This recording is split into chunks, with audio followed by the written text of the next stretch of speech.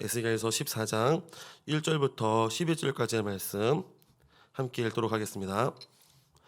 이스라엘 장로 두어 사람이 나와 내 앞에 앉으니 여호와의 말씀이 내게 임하여 이르시되, 인자야, 이 사람들이 자기 우상을 마음에 들이며 죄악의 걸림돌을 자기 앞에 두었으니 그들이 내게 묻기를 내가 조금인들 용납하랴.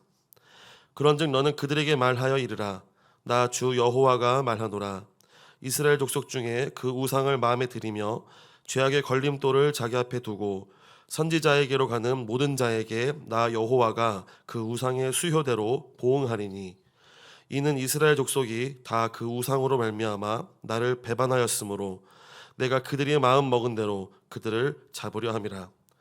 그런즉 너는 이스라엘 족속에게 이르기를, 주 여호와의 말씀에 너희는 마음을 돌이켜 우상을 떠나고 얼굴을 돌려 모든 가증한 것을 떠나라. 이스라엘 족속과 이스라엘 가운데 거류하는 외국인 중에 누구든지 나를 떠나고 자기 우상을 마음에 들이며 죄악의 걸림돌을 자기 앞에 두고 자기를 위하여 내게 묻고자 하여 선지자에게 가는 모든 자에게는 나 여호와가 친히 응답하여 그 사람을 대적하여 그들을 놀라움과 표징과 속담거리가 되게 하여 내 백성 가운데서 끊으리니 내가 여호와인 줄을 너희가 알리라. 만일 선지자가 유혹을 받고 말을 하면 나 여호와가 그 선지자를 유혹을 받게 하였음이거니와 내가 손을 펴서 내 백성 이스라엘 가운데에서 그를 멸할 것이라. 선지자의 죄악과 그에게 묻는 자의 죄악이 같은즉 각각 자기의 죄악을 담당하리니, 이는 이스라엘 족속이 다시는 미혹되어 나를 떠나지 아니하게 하며 다시는 모든 죄로 스스로 더럽히지 아니하게 하여 그들을 내 백성으로 삼고 나는 그들의 하나님이 되려 함이라. 주 여호와의 말씀이니라. 아멘. 네. 예전에 인생의 멘토가 되시는 목사님께 진로에 대해서 컨설팅을 듣는 기회가 있었습니다. 그런데 그날이 제게 너무도 큰 전환점이 되는 시기가 되었습니다.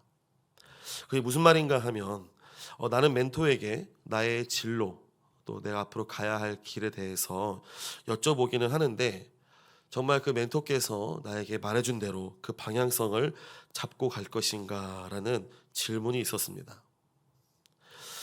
내가 물어보고 그 듣는 답변이 내가 원하는 길이 아니면 안 하겠다,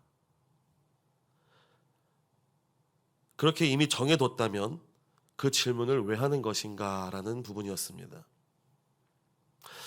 우리는 이렇게 나의 길을 이미 내 안에 정해두고 마치 증표를 받기 위해 응답을 기다리는 것은 아닌지 생각해 볼 필요가 있습니다.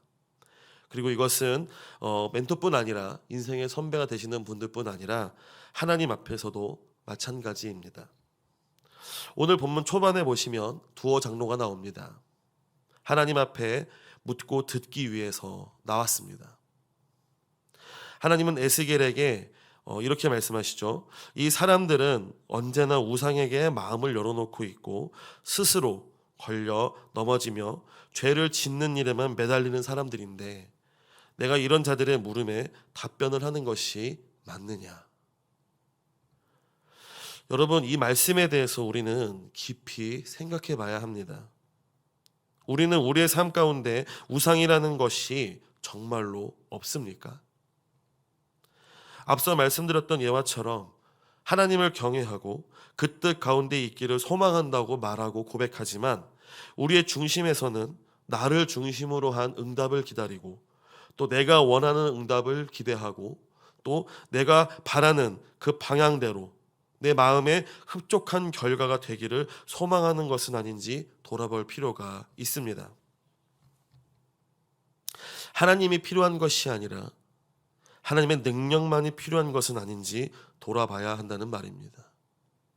왜냐하면 하나님의 능력만을 필요로 한다는 것은 또 하나의 우상이 되기 때문입니다. 오늘 이스라엘 백성들은 자기를 위하여 우상을 마음에 들였습니다. 이는 하나님을 사랑하고 마음과 뜻을 다하여 섬기는 것이 진정한 행복임에도 불구하고 내 마음의 쾌락과 내가 바라는 것이 이루어지는 염원으로 또한 내 마음에 즐거움을 주는 것을 향해 찾아 나선 것입니다. 이것은 명백한 죄이며 하나님 앞에 너무나도 가증스러운 일입니다. 또한 너무나도 어처구니가 없는 일이죠. 한번 보십시오, 여러분. 이스라엘 백성들이 그 쾌락의 길을 걸어가면서, 내 마음에 원하는 길을 걸어가면서 하나님의 뜻을 묻겠다고 그 앞에 나온 것입니다. 내가 원하는 방향대로 걸어가길 소망하면서 하나님의 보증이 필요한 것 마냥 나의 그 모든 책임을 하나님께 맡기되 내가 하고 싶은 대로 하려는 그 길을 가려고 하는 그런 모습들이 있지 않은지 돌아보시라는 것입니다. 그런데 무서운 점이 한 가지 있습니다. 우리가 본문을 보면서 느낄 수 있는 그 어처구니한 모습이 우리의 삶 가운데서도 있을 수 있다는 말입니다. 우리는 우상에 대해서 절대로 흥정해서는 안 됩니다. 그리고 타협해서도 안 됩니다. 우상은 그 어떠한 이유와 모습으로도 정당화될 수 없는 가증한 죄라는 것을 꼭 기억하시기 바랍니다. 하나님은 이제 에스겔을 통하여서 이렇게 말씀하십니다. 마음을 돌이키고 우상을 떠나 얼굴을 돌려 모든 가증한 것을 버리라. 더 이상 하나님 앞에 다른 신을 찾아 가증스럽게 굴지 말라. 하나님은 이들에게 멸망의 불로 쓸어버리는 것이 아닌 회개하고 돌아오라고 애타게 말씀하십니다. 그런데 여러분, 이것은 결코 하나님의 부탁이나 동량이 아닙니다. 하나님이 못나서 하나님이 더 낮은 존재로 우리에게 간구하고 우리에게 부탁한다는 말이 아닙니다. 하나님은 이들을 너무나도 사랑하셨고 또한 그렇기에 원치 않는 방향으로 가지 않도록 말씀하고 계신 것입니다. 사랑하기 때문에, 너무나도 사랑하기 때문에 그 죽음과 저주 가운데 거하는 것을 원치 않으셨고 또한 그 안타까움에 간절하게 말씀하신 것입니다. 하나님의 심판은 이러한 사랑 가운데에서 공의로 행해지는 것입니다. 우리가 알아야 할 것은 하나님의 심판이 그저 죽이기 위해서, 불에 태우기 위해서 있는 것이 아니라는 겁니다. 그 심판의 모습은 우리의 시선엔 죽음과 멸망 같지만 하나님 앞에 더욱더 영적으로 더럽히는 악을 제거하고 하나님께 합당한 백성으로 만들기 위한 최후의 방법이기도 합니다. 이러한 심판을 겪기 전에 우리는 구체적으로 삶의 행동을 바꾸어야 하는 것이고 그 바꾸는 것이야말로 하나님을 향한 진정한 지혜의 시작이 되는 것입니다. 오늘 말씀처럼 우리가 그 모습을 바꾸기 위해선 우상을 버리고 가증한 것을 버리고 하나님 앞에 돌아오는 길을 향해야 합니다. 여러분의 삶은 어디로 향하고 계십니까? 이제 우상을 버리십시오. 어떤 모양으로든 나에게 붙어 떨어지지 않으려는 그 더러운 죄를 빛 가운데 버리십시오. 그리고 하나님의 진리 가운데 비춰지는 빛으로 우리의 삶을 돌아보시기 바랍니다. 다시 한번 말씀드립니다.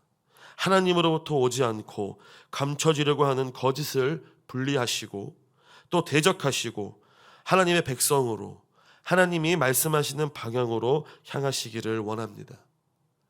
그렇게 할 때에 하나님께서는 분명 여러분의 마음에 또한 그 영혼에 응답하실 것입니다. 여러분, 신앙생활은 결코 혼자 하는 것이 아닙니다.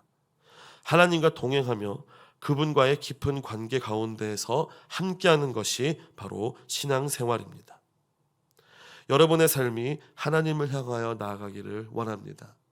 그리고 하나님과 동행하시며 그 귀한 은혜의 삶 가운데서 거하시기를 소망합니다. 오늘 하루, 그 귀한 하루를 시작하실 때에 하나님과 놀라운 관계로서 죄악을 버리고 진리의 빛 가운데 거하시는 저와 여러분들이 되시기를 소망합니다.